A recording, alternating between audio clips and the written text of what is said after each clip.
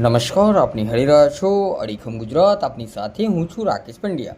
મહીસાગરના વિશાળ વન ક્ષેત્રમાં વસતા અબોલ વન્યજીવો માટે આ કાળઝાળ ઉનાળામાં સૂર્યદેવતાના પ્રકોપ વચ્ચે જ્યારે કુદરતી સ્ત્રોતો સુકાઈ રહ્યા છે, ત્યારે વન વિભાગે એક્શનમાં આવીને વન્યજીવોને માનવ વસાહતો તરફ ભટકતા રોકવા માટે સરાહનીય પગલું ભર્યું છે. જિલ્લાના 61,687 હેક્ટરમાં ફેલાયેલા જંગલોમાં દુર્ગમ અને પહાડી વિસ્તારોમાં વન વિભાગ દ્વારા કૃત્રિમ જળકુંડ કાર્યરત કરવામાં આવ્યા છે.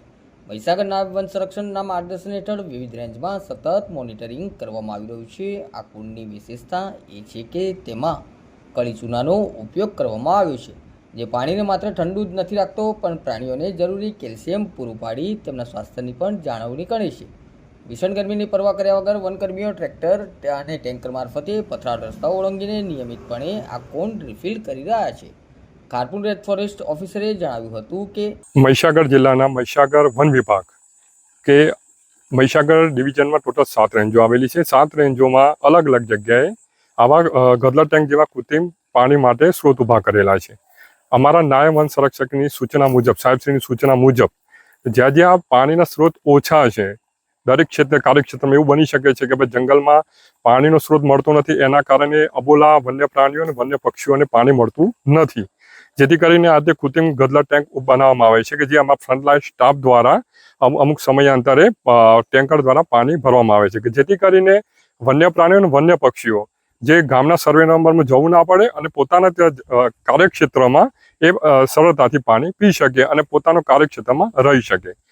સાથે સાથે અમારા નાયબ વન સંરક્ષક સાહેબની સૂચનાથી અમે હવે એ પણ કરવા જઈ રહ્યા છીએ કે જ્યાં જ્યાં પાણીના કુંડ છે, આ રીતે ગદલા ટેન્ક, ત્યાં અમે નજીકના ભાગમાં અમે નાઇટ વિઝન કેમેરા લગાવવાનું વિચારી રહ્યા છીએ કે જેથી કરીને કોઈ એવા પ્રાણીઓ જે આપણે નરી આંખે નથી જોઈ શકતા, તો એ આપણે કેમેરા દ્વારા બી આપણે એની માહિતી મેળવી શકીએ.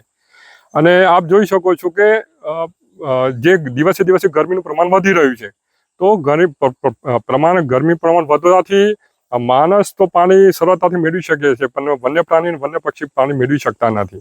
એટલા માટે જ એક સુંદર આયોજન વન વિભાગ દ્વારા દર વર્ષે થતું હોય છે. અને આ રીતે જ્યાં ખાનપુર રેન્જમાં લગભગ 7 થી 8 જેવા ગદલા ટેન્ક બનાવે છે અને એનું અમે ઉનાળુ સિઝન દરમિયાન વન્ય પ્રાણી અને વન્ય પક્ષીઓને પાણી મળી રહે સરળતાથી અને પોતાનું કાર્યક્ષેત્રમાં રહે એવો અમારો પ્રયત્ન પૂરેપૂરો હોય છે.